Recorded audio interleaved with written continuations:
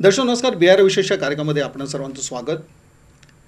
तू भेटशी नव्याने सोनी मराठी वाहिनीवरील ही नवीन मालिका की ज्याची चर्चा आपण पाहतो की सर्वत्र आहे. मालिकेची अनेक वैशिष्ट्ये, कथानक हा महत्त्वाचा भाग झाला, पण त्यामध्ये मराठी मालिकेमध्ये AI तंत्रज्ञानाचा समावेश हा सगळ्यात महत्त्वाचा भाग येतो. माही, अभिमन्यू, तन्वी, गौरी असे रोल आणि साकारणारे आमचे सुबोधजी भावे सर, त्याचप्रमाणे शिवानी सोनार. प्रत्येक गोष्टीची चर्चा आणि प्रत्येक गोष्टीचं त्यातलं नाविन्य हा सगळा भाग. आणि आपण म्हटलं की जो मालिकेतून संदेश द्यायचा आहे किंवा मालिकेतून रसिकांना जे द्यायचं आहे तर ती एक स्वतंत्र त्यातली बाजू, असे सगळे कशा पद्धतीची ही मालिका आहे. आणि शेवटी कलावंत म्हणून सुबोध भावे, शिवानी सोनार यांचं मनोगत हे फार महत्त्वाचं ठरतं आणि ते आज आपल्या या व्यासपीठावरती आहेत. सुबोधजी, आपलं स्वागत. धन्यवाद. आणि त्याचप्रमाणे शिवानी मॅडम, आपलंही स्वागत. सोलापुरात तुम्ही प्रथमच येतात आणि बिहार विशेषसाठी तुम्ही आपला वेळ दिला, त्यामुळे सुरुवातीला म्हणजे स्वागत आणि आभार सुद्धा. थँक्यू. सुबोधजी, सगळ्यात महत्त्वाचं म्हणजे मराठी मालिकेत आपण म्हणतो की AI तंत्रज्ञानाचा समावेश. कसं म्हणजे हे शक्य आहे असं वाटलं, शिवधनुष्य वाटलं, किंवा एक आपण म्हणू की नाही ती सहज सोपी गोष्ट होते आणि आपल्याला करणं शक्य होतं म्हणून आपण हा विषय हातात घेतला? नाही, ते आता दिसताना खूप सोपं दिसत आहे, पण तितकं सोपं नाही आहे. म्हणजे जेव्हा सोनी मराठीच्या अजय बालवणकर सरांनी ही कल्पना आणि गोष्ट मला सांगितली तेव्हा मी पण जरा साशंक होतो. कारण मराठी मालिका असेल, मराठी चित्रपट असेल किंवा नाटक असेल, या सगळ्याला एक बजेटचं शेवट जोडलेला आहे. म्हणजे एका मर्यादेच्या पलीकडे आपण जाऊ शकत नाही. बरोबर. त्यामुळे मराठी मालिकांसाठी किंवा चित्रपटांसाठी उपलब्ध असलेल्या बजेटमध्ये नेमकं हे सगळं कसं बसवणार आहेत हा सगळ्यात मोठा प्रश्न होता. आणि मग काय होतं, जे कमी बजेटमध्ये घडणारं VFX असेल किंवा ॲनिमेशन असेल किंवा हे जे असेल ना, तर ते दिसतं की बरोबर फार पैसे दिलेले नाही आहेत, त्यामुळे यथातथाच झालेलं आहे. तर मला सुद्धा जरा सुरुवातीला असंच वाटलं होतं की हा म्हणजे हे सगळं कल्पना विस्तार वगैरे सगळं चांगलं आहे, पण प्रत्यक्षात जेव्हा हे येईल तेव्हा ते कसं दिसेल आणि नेमकं काय करणार आहेत आणि डेली सोपला हे सगळं जुळवून आणणं शक्य आहे का? कारण सिनेमा झाल्यानंतर खूप VFX असेल तर काही महिन्यांचा कालावधी लागतो ते पूर्ण करायला. तर हे जर नवीन तंत्रज्ञान आहे तर हे इतकं सहज शक्य आहे का? मग हे काय पद्धतीने काम करावं लागेल? पण मी विचार करत होतो, आधीच मला एका मर्यादेच्या पलीकडे आता काम करायचा कंटाळा येतो, तर माझं जास्त दिवस घेतील का? मला जास्त काम करायला लागेल का? असे अनेक शंका मनामध्ये आल्या. पण मला असं वाटतं की इतक्या सहजपणे शूटिंग आमचं पार पडतंय की ज्याच्यामध्ये कुठेही असं वाटत नाही की यासाठी आपण अतिरिक्त वेळ देतोय किंवा त्याच्यासाठी अतिरिक्त मेहनत घेतोय.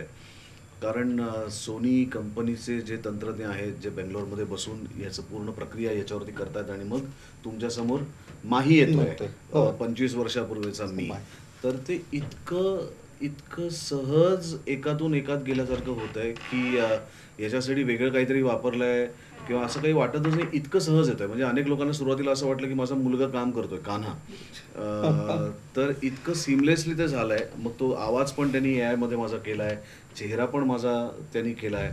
आणि मला असं वाटतं की तुम्ही मराठीचा विषय काढलात तर मराठी माणसांनी प्रत्येक क्षेत्रातच अग्रणी भूमिका घेतलेली आहे. बरोबर. ते राजकारण असेल, ते खेळ असतील, सर्कस असेल, नाटक असेल आणि चित्रपट असेल, तर भारतीय चित्रपटाची सुरुवातच मराठी माणसांनी केली. त्यामुळे पर्यायाने AIचा प्रथम वापर मराठी मालिकांमध्ये करणं हे क्रमप्राप्तच होतं आणि ते मराठी मालिकांनी केली त्याची सुरुवात. नाही, निश्चित. म्हणजे याचा नाही, खरोखरच मी ही अभिमानाची गोष्ट. आणि या मालिकेसाठी पण आपण म्हणू की आपण ऐतिहासिक आणि क्रांतिकारी अशी पण एक मालिका म्हणून याचं वर्णन आपण करू शकतो. पण त्याचबरोबर सोबतजींचं स्वराज्य, घाशीराम कोतवाल आणि मग त्यानंतर माही, अभिमन्यू या व्यक्तिरेखांकडे यावंच लागेल. पण तत्पूर्वी शिवानीजी, तन्वी, गौरी कशी पात्र आहेत ही सगळी? म्हणजे ह्या पात्रांविषयी काय सांगू शकाल तुम्ही की ज्याच्याविषयी आपल्याला मोठी चर्चा ऐकायला मिळते? मुळातच मराठी टेलिव्हिजनमध्ये एका शो मध्ये 2 पात्र करायला मिळणं हे खूप छान गोष्ट आहे असं मला वाटतं. अभिनेत्याचे 2 पात्र असतात आणि त्यावर अभिनेत्री सुद्धा 2 पात्र असतात, ही सुद्धा एक विशेष बाब म्हणावी लागेल आपल्याला. आणि या दोघींच्या दिसण्यामध्ये तसा फार फरक नाही आहे, त्याच्यामुळे त्या अभिमन्यूला ह्या सगळ्या गोष्टींचा त्रास, अभिमन्यू सरांना या गोष्टींचा त्रास होत असतो. पण तन्वीबद्दल बोलायचं झालं तर काही मुलं असतात ना की जी घरच्या परिस्थितीमुळे म्हणा किंवा बाकी गोष्टींमुळे त्यांच्यावर सतत रिस्ट्रिक्शन्स असतात, किंवा जर तुम्हाला जर परीक्षेत 100 पैकी 99% मार्क मिळाले तर ते 99 का मिळालेत, 1 मार्क कुठे गेला, त्या प्रकारच्या घरांमधनं तन्वी आलेली आहे. त्याच्यामुळे तिच्यावर खूप रिस्ट्रिक्शन्स आहेत. तिला खूप कॉलेजमध्ये येऊन मजा करायची किंवा इतरांमध्ये मिसळायची, मित्रमैत्रिणी बनवायची प्रचंड इच्छा आहे, पण ती करू शकत नाही.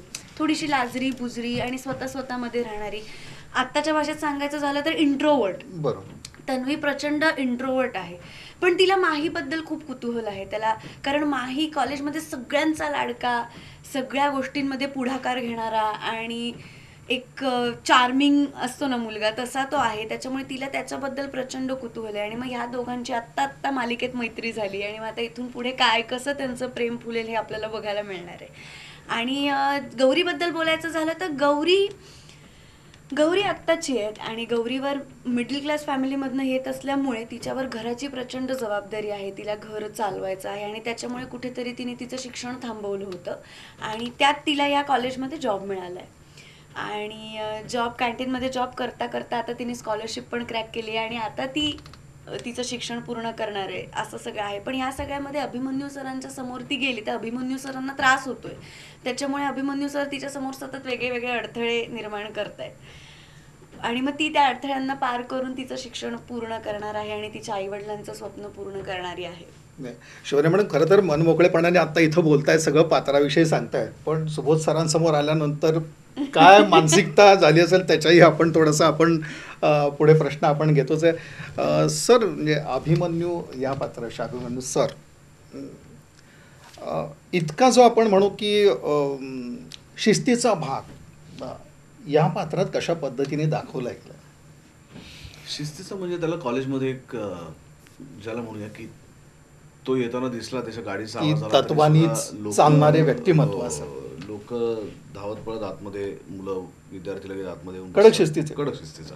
त्याला ग्रहपाठ उशिरा केलेला चालत नाही, त्याला परीक्षेत कमी मार्क मिळून आणलेले चालत नाहीत, त्याला वर्गात उपस्थिती नसेल तर ती चालत नाही, त्याला कॉलेजमध्ये हातात फोन दिसलेला चालत नाही, फोनवरती बोललेलं चालत नाही. म्हणजे त्या सगळ्या गोष्टी त्याला जिथल्या तिथे पाहिजेत. म्हणजे कॉलेजमध्ये प्राचार्यांचा कमी आणि ह्याचा जास्त धाक आहे. हो, मग विद्यावंत पेठी college is equal to Abhimanyu sir असं ते आहे. म्हणजे प्राचार्य सुद्धा थोडेसे याला घाबरलेले असतात आणि बाकीचा स्टाफ सुद्धा.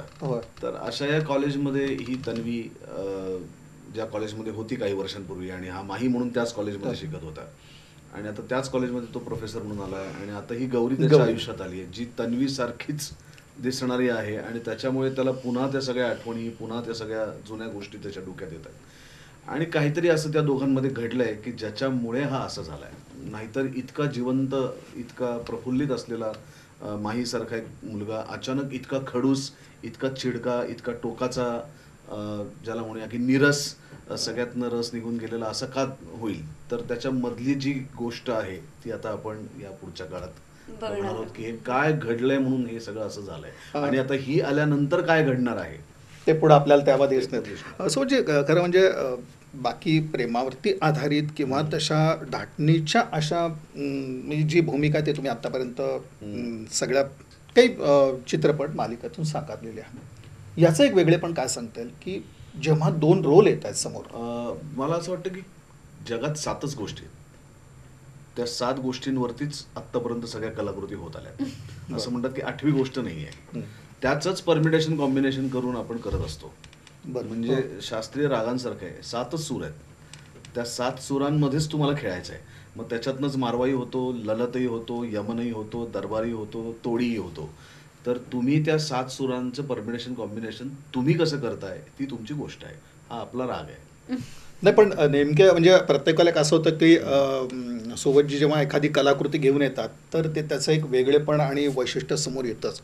मग अशाला 2 पात्र जी आपली तन्वी गौरी अशी जे समोर येत आहेत आणि त्यातून ज्या भावना प्रकट होत आहेत, काही आव्हानात्मक असं काही?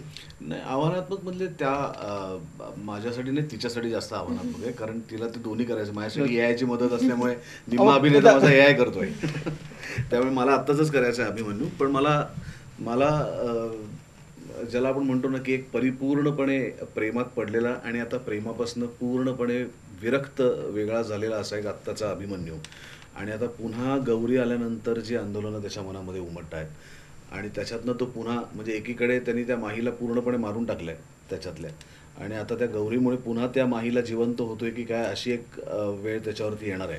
तर तेव्हा हे त्याच्याच मनामध्ये हे जे द्वंद्व आता या पुढच्या काळात चालणार आहे ना, ते माझ्यासाठी अभिनेता म्हणून जास्त चॅलेंजिंग आहे आणि इंटरेस्टिंग तोच भाग आहे ज्याच्यासाठी ही मालिका घेतली. कारण प्रेमकथा तर प्रत्येक असतात, ती होतात. प्रेमकथा तुम्ही कशी मांडता आणि ज्यांनी खऱ्या अर्थाने आयुष्यात कधी ना कधीतरी कोणावर तरी प्रेम केलं असेल ना, अशा प्रत्येक रसिक प्रेक्षकाला कळेल की मनापासून प्रेम करण्याचे चटके काय असतात. या मालिकेतून या सगळे मालिकेतून काय? समोर येणार आहेत. शिवानी, आत्ता म्हणजे खरं आता सरांकडे तो प्रश्नासाठी मी येणारच आहे, पण दडपण म्हणतो आता आम्ही सुद्धा बसतो तेव्हा सरांशी जेव्हा बोलायचं तेव्हा काय थोडंसं चेष्टा आम्हाला नाही, इकडे नाही नाही नाही म्हणजे बोलून. आम्हाला थोडंसं जरा ते एक असतं एवढी दिग्गज एक असं व्यक्तिमत्व जेव्हा तिथं त्यांच्या समोर एक अभिनय करण्याचा प्रसंग वेळ आला तेव्हा एक मनाची घालमेल म्हणा किंवा असा काही आत्मविश्वास कुठं ढळलेला होता का काही? की एक आपला कॉन्फिडन्स असतोच पण शेवटी ऐन वेळेला अगदी हो हो 100%. पहिल्या भेटीत जी भीती असते ना ती होती. जे तुमचं झालं होतं त्यातनं मी गेलेली आहे, त्याच्यामुळे मी समजू शकते हे काय होतं ते. पण सुबोध सर खूपच कम्फर्टेबल करून घेतात. म्हणजे मला असं वाटतं की पहिल्या 2 दिवसाची ती गोष्ट असेल फक्त, आणि नंतर मला ते कुठल्याही प्रकारचं दडपण अजिबातच जाणवलेलं नाहीये, अजिबातच नाही. त्याच्यामुळे आमची छान मैत्री झाली आणि आता आम्ही छान, आम्हाला सीन करायला सुद्धा खूप मजा येते. हे सगळं इथपर्यंत झालं की मंजिरीताई आहे, मंजिरीताईंनी मला मेसेज केला होता व्हॉट्सअपवर की शिवानी तू अजिबात काळजी करू नकोस, म्हणजे सुबोध धीर दिला. हो खूप. म्हणजे ती मला म्हटली की सुबोध असणार आहे तुझ्यासोबत पण तुला असं अजिबात वाटणार नाही. तर जे आदरयुक्त भीती असं आपण एक म्हणतो ते तसं म्हणजे शेवटी कॉन्फिडन्स शेवटी आज तुम्ही एवढ्या मोठ्या इथं अभिनेते म्हणून समोर तेवढा कॉन्फिडन्स कुठं ढळणार नाही, पण जे म्हणतोय आपण की सरांसारखं व्यक्तिमत्व असतानाची परिस्थिती आहे. तसं सांगायचं झालं तर आमचा जो पहिला प्रोमो शूट झाला तर त्याच्यात जे माझे एक्सप्रेशन्स आहेत ते ऍक्च्युअल एक्सप्रेशन्स आहेत, त्याच्यासाठी ऍक्च्युअली काही वेगळं नाही करावं लागलं. तुम्ही ते पाहिलं नैसर्गिक म्हणायचं आपण याही गोष्टी. हा म्हणजे ते पहिल्याच झटक्यात जे ओरडतात ना की हे अशा गोष्टी आमच्या कॉलेजमध्ये करायचं नाही, तो जो एक आहे ते तेव्हा मला भीती वाटली होती, पण फक्त प्रोमो पुरता ते, त्याच्यानंतर नाहीच. म्हणजे आता प्रत्यक्षात तसं कुठं काही वाटत नाही. नाही नाही, आता म्हणजे उलट हा मजा भीती येते आम्हाला वाटावी, म्हणजे खूप. मी असं काय करतो की माझी भीती वाटत मला असं वाटतं की नाही म्हणून म्हटलं मी तेव्हा आदरयुक्त भीती असा एक शब्द प्रयोग त्याचा. नाही, ठीक आहे, पण मला असं वाटतं ती वाटत असेल तर चांगलंच आहे. कारण मला सुद्धा माझ्या सिनियर बरोबर काम करताना आदरयुक्त भीती म्हणजे सुद्धा रिस्पेक्ट. हा म्हणजे त्यांच्या सिनियरिटीपेक्षा सुद्धा त्यांनी त्या कलेबरोबर जास्त वेळ घालवला ना, हो. त्याचा माझ्या त्याचा. मनात रिस्पेक्ट असतो. ते मग दडपण आपण म्हणावं एक त्याला. दडपण असतं आणि त्यांनी काम चांगलं होतं. म्हणजे आपण ते तेवढं चांगलं काही म्हणजे आता माझ्या सिनियर्स बरोबर माझे खूप प्रेमाचे संबंध आहेत. म्हणजे अगदी डॉक्टर गिरीशोक असतील, अशोक सराफ असतील किंवा ही सगळी मंडळी असतील ज्यांनी त्यांचं एक मोठं स्थान उभं केलेलं आहे. पण आता उद्या अशोक सराफ आले तर ते मला घट्ट जवळ घेतात, मिठी मारतात, खांद्यावर हात टाकतात, गप्पा मारतात. पण म्हणून स्क्रीनवरती मी त्यांच्याशी वाटेल तसं नाही वागू शकत, किंवा ते जर काम करत असतील तर मी मागे टाइमपास नाही करू शकत. ते काय म्हणतील ते मी ऐकतो, कारण त्यांच्याबरोबर रिहर्सल करतो, आणि माझं काही चुकलं तर ते त्याच हक्काने मला सांगता सुद्धा की सुबोधे असं नाही, असं आहे. तर मला असं वाटतं की ज्या कलेच्या क्षेत्रात मी आहे त्या कलेच्या क्षेत्रात माझ्यापेक्षा सुद्धा जास्त वेळ त्यांनी त्या कलेबरोबर घालवला आहे. बरोबर. त्यामुळे कुठेतरी तो अनुभव त्यांचा माझ्या उपयोगाला पडणार आहे कलाकार म्हणून काम करत असताना. त्यामुळे हे होतच. आणि भीती दाखवावी असं तेही माझ्याबरोबर कधी वागले नाही, नक्की नाही, आणि नाही. भीती आणि दाखवावी तुम्ही असं नाही. मी हिच्याबरोबर कधी वागलो नाही. नाही हाही भाग झाला. आणि ज्या कलाकृतीबद्दल बोलतो आपण, आणि कलाकारासाठी खरोखर म्हणजे कुठल्या भूमिकेची मर्यादा अशी नसते, पण स्वराज्य, घाशीराम कोतवाल अशी एक बाजू आणि दुसऱ्या बाजूला आज माही, अभिमन्यू अशी एक भूमिका साकारताना वेगळे पण यातलं जाणवलं काय सगळ्या गोष्टी? अर्थात ते वेगळे पण म्हणजे- होतं म्हणूनच मी करतोय. अदरवाईज एकसारख्या भूमिका परत करायच्या नाहीत असं मी माझ्यापुरतं ठरवलंय. म्हणजे लोकमान्यांची भूमिका केल्यानंतर मी पुन्हा लोकमान्यांच्या वेशात तुम्हाला कधीच कुठेच दिसणार नाही, आयुष्यात दिसणार नाही. म्हणजे टेलिव्हिजनवरती दिसणार नाही. माझा सिनेमा लागला तर मी दिसेन टेलिव्हिजनवरती, पण मी दुसरा कुठला सिनेमाही करणार नाही लोकमान्यांच्या वेशात. ना मी कुठे गणपतीचा रथ ओढायला जाईन, कारण त्यांनी गणेशोत्सवाची सुरुवात केली. मी लोकमान्यांच्या वेशात कधीच दिसणार नाही तुम्हाला. तसंच ही भूमिका केल्यानंतर पुन्हा अभिमन्यू म्हणून मी तुम्हाला आयुष्यात कधी दिसणार नाही, कारण मलाच त्याचा कंटाळा येतो. मगाशीच आमच्या एका मुलाखतीमध्ये माझ्या आधीच्या कॅरेक्टरचं नावही मला आठवत नाही. मी इतका त्याच्यातनं बाहेर पडतो. तिथं संपलं. झालं माझ्यासाठी. त्यांचे कपडे काढले की माझ्यासाठी ती भूमिका संपली. ती घेऊन मला जगायची नाहीये. माझी स्वतःची भूमिका जगताना मला जड जात आहे सुबोध भावे म्हणून, तर मी अजून त्यांना पुढे बरोबर घेऊन जगू. बरं, त्यांचं आयुष्य आपल्याला त्यांच्या काळातल्या लोकांना झेपलं नाही, ते मला कुठनं झेपणार आहे. त्यामुळे ती भूमिका आहे ती केली तोपर्यंत अत्यंत आदरपूर्वक सन्मानाने केली. ती झाल्यात, त्यांचे कपडे उतरले, त्या क्षणी ती भूमिका माझ्या आयुष्यातनं गेली, संपली. नाही, पण असं असताना म्हणजे आपण तेवढाच प्रश्न आहे की मग हे काही आव्हानात्मक असं वाटलं की 2 रोलमध्ये, खरं तर आपण म्हणतो की डबल रोल, दुहेरी भूमिका ह्या होत असतात, त्यामध्ये नवीन नाही आहे. पण एक 20-25 वर्षापूर्वीचा कार्यकाळ आणि मग आता अभिमन्यू, अशा पद्धतीनं सादरीकरण होणं ही अवघड गोष्ट आहे. नाही, आव्हानात्मक तर छोटी भूमिका असते हो. आव्हानात्मक म्हणजे फक्त काय हेच चित्रपट होते, बायोपिक, ते आव्हानात्मक होते असं नाही. कुठलीही भूमिका ही आव्हानात्मकच असते, कारण मुळात ती आधी तुम्हाला समजून घ्यायला लागते, तुम्हाला त्याचे बारकावे समजून घ्यायला लागतात, तुम्हाला दिग्दर्शकाच्या मनामध्ये काय चाललंय हे समजून घ्यायला लागतं, आणि मग तुम्हाला प्रेक्षकांनाही ते तसंच दाखवावं लागतं. त्यामुळे ही भूमिका असो किंवा आधीच्या कुठल्याही भूमिका असो, ती भूमिका अवघडच असते. ती तुम्हाला जितक्या उत्तम पद्धतीने समजून घेता येईल तितकं समजून घेण्याचा प्रयत्न करतात. आणि मला असं वाटतं की डेली सोप हे नाटकाच्या प्रयोगासारखे असतात. पहिल्या प्रयोगातला अभिनय तुम्ही 5व्या प्रयोगात करत नाही. तुम्ही अभिनेता म्हणून सुद्धा प्रगल्भ होत जाता. ती व्यक्तिरेखा तुम्हाला अजून जास्तीत जास्त सापडत जाते, त्याच्यातल्या छोट्या छोट्या गोष्टी तुम्हाला दिसत जातात. तसंच पहिल्या एपिसोडमधला अभिमन्यू आणि आता जेवढी काही चालेल ही मालिका, तर त्या शेवटच्या एपिसोडमधला अभिमन्यू, याच्यातही जमीन आसमानाचा फरक पडणार आहे. म्हणजे त्या अभिमन्यूच्या अजून जास्तीत जास्त मी जवळ जाणार आहे. कदाचित पहिल्या काही भागांमधला माझाच सूर मला खटकला, जो मी थोडासा चिडका लावला होता. मला असं वाटलं की नाही, इतकं नाही ओरडलं पाहिजे आपल्याला. त्यामुळे आता राग आहेच आहे, पण तो सूर जरा आता कंट्रोलमध्ये आणला आहे. त्यामुळे नाटकाच्या प्रयोगाला जी मजा येते ना काम करायला, तीच मजा मला डेली सोपला येते, कारण मी त्याच्याकडे प्रयोग म्हणूनच बघतो. माझ्यासाठी प्रत्येक एपिसोड हा नाटकाचा प्रयोग असतो. तसा कालच्यापेक्षा आज आपण सुधारणा करत जातो आणि ते उद्याही काम करण्यात मजा आहे ना. कालच्यासारखंच काम करायचं असतं तर नोकरी केली असती. मग त्यामध्ये आपण त्या सगळ्या सुधारणा करत जातो, त्या सगळ्या बदल किंवा एखादी गोष्ट आपल्यालाच काही पटत नाही. हे मला असं वाटतं की आम्ही भाग्यवान आहोत की अशा प्रकारच्या सुधारणा करण्याची संधी ज्या क्षेत्रात आहे त्या क्षेत्रात आम्हाला काम करायला मिळालं, जे आमच्या आवडीचं आहे. तर अशा प्रकारचं आयुष्य आम्हाला जगता आलं, हे त्याच्यासाठी परमेश्वराचे आभार. आणि ही तर निरंतर प्रक्रिया ज्याला आपण म्हणतो, आयुष्यभर चालणार आहे. थांबणं असं नाहीच आहे ना इथे काही. आणि तुम्ही जरी तुम्हाला असं वाटलं की नाही मला इथे अभिमन्यू सापडलाय, तरी सुद्धा अभिमन्यूमध्ये खूप काही उरणार आहे, जे तुम्हाला सापडणार नाहीये. तुम्ही अर्धवटच असणार आहात, म्हणूनच तुम्ही कलाकार आहात. खास काही अभ्यास करावा लागला या सगळ्या गोष्टींचा, दिग्दर्शकाचं ऐकणं. मला असं वाटतं की ह्याच्या पलीकडे काहीच नाही. म्हणजे शेवटी अशा पद्धतीचे हे रोल असल्यामुळे मी त्याच्यावरती पूर्णपणे स्वतःला सोडून देतो. तुला जे हवं ते, तू म्हणशील ते. सहज गणित, सोपं गणित, सोपं गणित ना.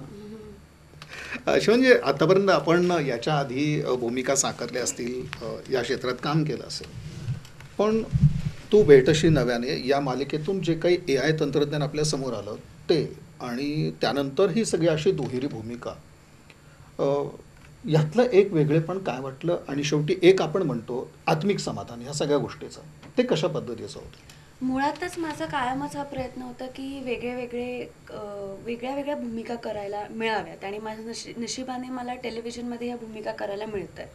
बरं, टेलिव्हिजन क्षेत्रात एक पर्टिक्युलर इमेज असते फिमेल लीडची, तर तशी नाही आहे या दोन्ही भूमिका, म्हणजे दोन्ही कॅरेक्टरची, गौरीचीही नाही आणि तन्वीचीही नाही.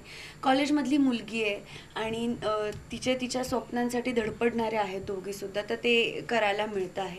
आणि आय थिंक हेच खूप मोठं वेगळेपण आहे. प्लस मी अजय सरांसोबत, ही जी टीम आहे आमची, या सगळ्यांसोबतच मी पहिल्यांदा काम करते. म्हणजे सुबोध सर असतील, किशोरीताई आहे, अजय सर आहेत, सोनी मराठी आहे, या सगळ्यांसोबतच मी पहिल्यांदा काम करते. त्याच्यामुळे हे सगळं फारच माझ्यासाठी खूप आनंददायी आहे. मला खूप मजा येते हे सगळं करताना. प्लस AI तंत्रज्ञानाचा जिथे वापर केला जातोय, मराठी टेलिव्हिजनमध्ये पहिल्यांदा वापर केला जातोय, आणि त्या शोचा आपण भाग आहोत, तर हे खूपच स्वतःला मी लकी वाटते की वाव, किती छान की ह्या सगळ्याचा मी भाग आहे असं. सर म्हणजे महत्त्वाचं यातलं एकच की अभिमन्यू सरांना जेव्हा माही दिसतोय समोर कशा प्रकारची भावना मनात येते ती एक व्यक्तिरेखा आपल्या समोर येताना म्हणजे तुमचं तुम्हाला ते जे रूप दिसतं आज खरोखर त्या गोष्टीचं एक ते आकर्षण आहे. सोनीच्या तंत्रज्ञानचं कौतुक आहे आणि ज्या प्रकारे अजय बालवणकर सरांनी व्हिज्युअलाइज केलं होतं त्या सोनी मराठीच्या टीमचं आणि ते प्रत्यक्षात उतरवणाऱ्या सोनी कंपनीच्या टीमचं यांचं कौतुक आहे की जे त्यांनी बघितलं त्याप्रमाणे त्यांनी प्रत्यक्षात सादर केलं आणि ते इतकं सुंदर पद्धतीने केलं आहे की असं वाटतच नाही की त्या जागी दुसरा कोणीतरी आहे, असं वाटतं की मीच 25 वर्ष मागे जाऊन काम करतोय असं वाटतंय. इतकं सफाईदार काम त्यांनी केलं आहे. पण आपण म्हणतो की एखादा एक 8-10 वर्षाचा काळ आपला मागं जाणं हे आपण सहज मान्य करतो. ठीक आहे 10 वर्षाची एक आपली व्यक्तिरेखा अशी असणं, पण हे इतकं मागं जाऊन आणि इतकं परफेक्ट असणं आज कोणत्या रूपात राहावंसं वाटतं ते तुम्हाला वैयक्तिक नाही आहे त्याच माहीचा जो रोल आहे एकंदर झालं ते आता आहे त्याच याच्यामध्ये समाधान या सगळ्या गोष्टीचं.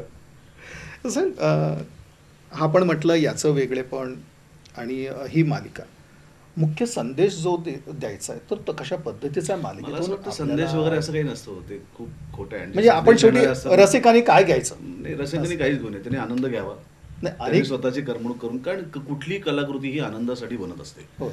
ती तुम्हाला शहाणपणा शिकवायला बनत नाही. त्याच्यासाठी बातम्या आहेत, त्याच्यासाठी अजून डॉक्युमेंटरी आहेत, ते सगळे आहेत. निखळ आनंद. मला असं वाटतं की आनंद हे सुद्धा खूप मोठं प्रबोधनच आहे ना, की तुम्हाला तुमच्या रोजच्या अत्यंत अस्वस्थ अशा जगण्यातनं काही घटका आम्ही तुम्हाला आनंद देऊ शकतो, विरंगुळा तुमचा करू शकतो. तुम्हाला उद्या पुन्हा उद्याच्या दिवसाला रे उद्याचा एपिसोड बघूया या एनर्जीने उद्याचा दिवस पुन्हा कितीही कठीण असला तरी त्याला सामोरं जावं असं वाटतं. मला असं वाटतं हेच कलेची ताकद आहे. समाज प्रबोधन करणं हा वारसा कलेने घेतलेला नाही आणि तो कलेच्या उरावर टाकू पण नका. आणि आनंद देणं म्हणजे दरवेळेस हास्य जत्राचा एपिसोड म्हणजे फक्त आनंद नाही, तर एक अत्यंत गंभीर कलाकृती सकसपणे आपल्यासमोर सादर होणं आणि त्याच्यातनं नकळतपणे आपल्या मनावरती काहीतरी परिणाम करून जाणं हा सुद्धा तितकाच पराकोटीचा आनंद आहे. त्यामुळे सोनी मराठीवरती हास्य जत्रा जितकं एक पराकोटीचं हसायला भाग पडतं तितकंच तू भेटशी नव्याने हे पुन्हा आपण कधीतरी प्रेमात पडल्याची जाणीव सुद्धा करून देतं. आपल्याला आपल्या जुन्या काळातल्या काही आठवणी, काही बंद कप्पे आपल्याला उघडायला भाग पडतं. हेच त्यातला आनंद आहे. प्रत्येकाला जाणीव करून देणारी ही सगळी मालिका आपल्याच प्रेमाची आठवण करून देणारी आणि जे आपण म्हणतो सरांनी म्हटल्याप्रमाणे की जो एक मनाचा कप्पा आहे की जिथं ती भावना आहे तर त्या भावनेला स्पर्श करणारी अशा पद्धतीची ही मालिका. सर म्हणजे आत मला तोच प्रश्न म्हणजे शिवानीजीनांचे विचारला तोच की त्यांना जसं दडपण आलं असेल तसं एक असं असतं की शेवटी एक आपण आपल्या लेवल किंवा आपण म्हणू की साधारण जेव्हा ज्या उंचीवर एक आपण असतो की आपल्याला एक अपेक्षा असते की समोरच्याकडनंही तसा काही अभिनय होईल का, पण शेवटी एक ट्युनिंग जमलं पाहिजे. जेव्हा शिवानींकडे हा रोल होता तेव्हा असं एक तुमच्या मनात एक खात्री होती की नाही अगदी टोनिंग जमण्यासारखं आहे किंवा पण ती उत्तमच काम करते. तिच्या ह्या आधीची कामं मी पाहिलेली आहेत आणि एक उत्तम काम करणारी, अत्यंत समजून काम करणारी अभिनेत्री म्हणूनच मी तिला ओळखतो. आम्ही भेटतोय पहिल्यांदा सेटवरती किंवा आम्ही पहिल्यांदा काम करतो एकत्र, पण अर्थात एका सीनमधनं आपल्याला कळतो की तो अभिनेता काय ताकदीचा आहे किंवा काय प्रकारचा अभिनेता आहे आपल्याला त्याचा एका सीनवरनं कळतं. आणि तिच्या आधीच्या दोन्ही मालिका मी पाहिलेल्या असल्यामुळे मला माहिती की ती एक अतिशय उत्तम आणि अतिशय ताकदीची अभिनेत्री आहे आणि ती पहिल्या सीनपासून तिने त्याच्यात प्रूव्ह केलं आहे. इनफॅक्ट 2 रोल एकाच वेळेस आपल्याला टेलिव्हिजनला करायला मिळणं आणि त्या दोन्हीमधले छोट्या छोट्या गोष्टींची नोंद डोक्यात ठेवून ते वेगळे पण आपल्या दोन्ही भूमिकांमध्ये आणणं ही सोपी गोष्ट नाही आहे, पण ती तिच्या वाट्याला आली आहे आणि ती तितक्याच ताकदीने आणि तितक्याच समर्थपणे करते. याच्यासाठी तिचं कौतुक. म्हणजे शेवटी ती केमिस्ट्री म्हणतो आपण, ती जुळून येणं फार महत्त्वाचं असतं. ती जुळते, पण त्याच्यासाठी मला असं वाटतं की आपण उगाच ओढून दडून प्रयत्न करायचे नसतात. आपण आपलं काम करायचं असतं.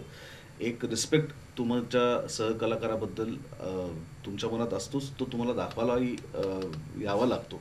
आणि जितके तुम्ही ह्या सेटवरती महत्त्वाचे आहात तितकेच या सेटवरचा प्रत्येक माणूस महत्त्वाचा आहे. हे एकदा डोक्यात ठेवून तुम्ही काम करायला सुरुवात केली ना की त्या सेटचं वातावरण एक चांगलं वातावरण होतं, त्याच्यातनं काम चांगलं होतं आणि एंड ऑफ द डे दिवस संपताना महत्त्वाचं काय तर तुमचं काम चांगलं होणं सगळ्यांचं मिळून. शिवनजी आत्ता सरांनी म्हटलं की एक शेवटी मालिका आपल्याला आनंद देते आणि शेवटी आपण म्हणतो की म्हणजे ही पाहून माझं समाधान झालं, हाच आपण एक आनंद म्हणायचा याच्यातून. पण शेवटी कलाकाराला सुद्धा त्यातून एक आनंद असतो आज या मालिकेने काय दिलंय असं म्हणायचं तर आपण तर तो तुमचा आनंद तुम्ही कसा व्यक्त कराल की म्हणजे आपण म्हणतो सरांनी सांगितलं मनाचा एक कोपरा कुठं खरं तर- सांगायचं तर आत्ताशी सुरुवात आहे. सुरुवात नाही नक्कीच म्हणजे अजून म्हणजे अगदीच महिना झालाय, पण म्हणजे जेव्हापासून मालिकेचे प्रोमो आउट झाले आहेत तेव्हापासूनच आम्हाला हा एक्सपिरियन्स येतोय की लोकांमध्ये खूप खूप जास्त उत्सुकता आहे. प्रोमो पाहिल्यापासून मी आज छान आहे, छान दिसतेयस, काम चांगलं आहे, हे सगळं तर मी ऐकतेच आहे बरोबर, ऑफकोर्स, हो. किंवा स्टोरी पण छान वाटते, इंटरेस्टिंग वाटते, पण पुढे काय होईल हो. हे मला सगळेजण येऊन सांगतात की मित्रमैत्रिणी असू देत, घरचं प्रोमो बघितला तेव्हाही हाच रिस्पॉन्स होता की यार काय होईल, यार काय असेल, कारण यार उत्सुकता सर्वांनाच show मध्ये आहे काय तिथे. असेल असं. आणि आता तर मालिकेचे एपिसोड येतात तेव्हा सुद्धा सगळेजण हे सांगतात की यार पुढे काय होईल. आणि आपली मालिका सोमवार ते शुक्रवारच दाखवली जाते, सो हाही खूप वेळेला रिस्पॉन्स येतो की यार तुम्ही शनिवार रविवार का नाही दाखवत, पूर्ण आठवडा आम्हाला मालिका बघायची आहे. मग माहीचं पुढे काय झालं, मग अभिमन्यू असा का वागतोय, गौरी आता काय करणार. म्हणजे चक्क आत्ता एक सिक्वेन्स होता की ज्याच्यामध्ये गौरीची वायवा होती आणि ती स्कॉलरशिपसाठी परीक्षा देणार आहे आणि ज्याचा पेपर अभिमन्यू सरांनी सेट केला असतो, जो खूप अवघड सेट केलेला असतो. तर मला मेसेजेस आले आहेत इंस्टाग्रामवर म्हणा किंवा व्हॉट्सअपवर, असे मला मेसेजेस यायचे की होते ना गौरी पास, होते ना, होणार आहे ना गौरी पास, करणार आहे ना ती, असं लिटरली एवढी उत्सुकता आहे सगळ्यांमध्ये. सो ह्याच्यापेक्षा जास्त आनंददायी अजून काहीच नाही आहे की आपल्याला असं भीती वाटते ना कधी कधी की नाही बाबा मालिका आहे, आपण रोज दिसणार आहोत, तर समोरच्याला आपल्याला बघायचा कंटाळा नाही आला पाहिजे. पण तसं अजिबातच होत नाहीये. सगळ्यांचं, माझे मित्रमैत्रिणी तर इतके खुश आहेत की आधी असं व्हायचं की आधीच्या ज्या भूमिका होत्या त्याच्यात थोडासा कुठेतरी सासू सून ड्रामा होता, त्याच्यामुळे त्यांना त्याचं की हां बघितलं शिवानी फक्त तुझं बघितलं वगैरे इतकं व्हायचं. पण आता म्हणजे सोनी लिव्हचं सबस्क्रिप्शन घेऊन जर एपिसोड चुकला असेल तर तो बघणं आणि मग मला मेसेज करणं की हा शिवानी हे खूप छान झालं बरं का, असं खूप छान झालं, मला हे खूप आवडला, हा सीन खूप आवडला. सो हे सगळं घडतं, ह्याच्यापेक्षा आनंददायी अजून काहीच नाही निश्चित आहे. म्हणजे याच्यापेक्षा बाकी दुसरा आनंद असा कुठला असू शकत नाही. सो सर फक्त मला काय की टीम बरोबरचा एक समन्वय तुमचा म्हणजे टीमचा एक पार्ट म्हणून ते कशा पद्धतीचं वातावरण असतं आणि या मालिकेचा एक अनुभव म्हणजे तुम्ही म्हणता तसं ठीक आहे की सगळ्या मालिका जवळपास आपण म्हणू की सारख्या आहेत, त्यातलं एक सादरीकरण वेगळं असेल, संदेश वेगळे असतील. तुमच्या आजूबाजूची लोक खूप मॅटर करतात. एक तर सोनी मराठीची टीम, अजय भालोणकर सर इतकी वर्ष ते टेलिव्हिजन इंडस्ट्रीत आहेत, त्यामुळे त्यांचा अनुभव, त्यांचं विजन जितकं महत्त्वाचं आहे तितकंच प्रत्यक्ष काम करणाऱ्या व्यक्ती म्हणजे आमचे निर्माते आणि दिग्दर्शक अजय मयकर सर, संदीप जाधव असतील किंवा आमच्या सेटवरची सगळीच मंडळी असतील, कॅमेरामन असतील आमचे किंवा सहकलाकार असतील, तर प्रत्येकाचं मला असं वाटतं की योगदान हे 100% असल्याशिवाय ती मालिका चांगली होऊ शकत नाही. आणि सेटवरती गेल्यानंतर प्रत्येकजण काम करायला आतुर किती आहे ना ते तुमच्या मालिकेचं यश ठरवतं. TRPच्या गणितात नाही, पण ती चांगली होईल का नाही या पद्धतीच्या ह्याच्यात यश ठरवतं. आणि या सेटवरचे प्रत्येक जण तितकाच कामाचा भुकेला आहे, जितके आमचे निर्माते आहेत, दिग्दर्शक आहेत किंवा लेखक आहेत. त्याचे सीन्स पण खूप छान पद्धतीने येत आहेत, त्यामुळे लेखकांची मेहनत त्याच्यातली तितकीच मोठी आहे. आणि छोट्या छोट्या गोष्टी म्हणजे असं नाही होत आहे की चला या आणि करा, आम्ही तिकडेच गेल्यानंतर त्याचं वाचन होणं, मग कुठे काय कोणाचं खटकलं, शिवानीचं काही खटकलं, माझं काही खटकलं किंवा प्रियाचं, किशोरीताईंचं काही वाटलं तर मयकर सरांनी सांगणं, त्याप्रमाणे आम्ही त्यांच्यात बदल करणं, त्याची रिहर्सल करणं आणि मग त्याचा टेक होणं. त्यामुळे ही भूक काम करण्याची जोपर्यंत आहे तोपर्यंत मला असं वाटतं की निश्चिंती असली पाहिजे. मालिकेसाठी दर्शकांना काय सांगता बघा आणि प्रतिक्रिया करा. शिवानी मॅडम तुम्ही Yes, मी पण हेच खास म्हणजे पण आज निश्चित म्हणजे तुमच्याशी हा सगळा संवाद साधताना आम्हाला म्हणतोय दर्शक हे तेवढे आनंदले असतील आणि निश्चित या मालिकेबद्दल समाधान आनंद दोन्ही सगळ्याच गोष्टी आहेत. काय मी सोलापूरमध्ये पहिल्यांदाच आली आहे, सो मला सोलापूरच्या सगळ्या प्रेक्षकांना हे सांगायचं आहे की आमची मालिका नक्की बघा. सोमवार ते शुक्रवार रात्री 9 वाजता सोनी मराठीवर तू भेटशी नव्याने, आणि तुम्हाला काय वाटतंय हे आमच्यापर्यंत नक्की पोचवा. तू भेटशी नव्याने सोनी मराठीवरील ही वाहिनी आणि या वाहिनीतले प्रमुख कलाकार सोबत भावी सर, त्याचप्रमाणे शिवानी सोना सर म्हणजे माही, अभिमन्यू, त्याचप्रमाणे तन्वी, गौरी अशी एकंदरीत सगळी बघून आपण म्हटलं की AI तंत्रज्ञानाचा समावेश असलेली ही मालिका की ज्याच्याविषयी सर्वत्रच आधीपासूनच सगळी चर्चा आहे आणि एक लोकपसंतीच उतरलेली आपण अशी मालिका आपण म्हणू. तर कशा पद्धतीचा ही सगळी मालिका आहे, कशा पद्धतीतून ही सगळी पात्र आणि त्यांचे अभिनय आपल्या समोर येत आहेत, त्याविषयी हा सविस्तर असा संवाद होता. सोबत भावेसर असतील, शिवानी सोनार मॅडम असतील. खरं तर तुम्ही म्हणजे तुमचं तसं आपण म्हणू की व्यस्त वेळापत्रक, त्यातनंही तुम्ही वेळ देताय आणि सविस्तर संवाद साधताय, दर्शकांशी संवाद साधताय. याबद्दल BR न्यूजच्या वतीने आपले मनपूर्वक आभार. धन्यवाद. धन्यवाद. थँक्यू.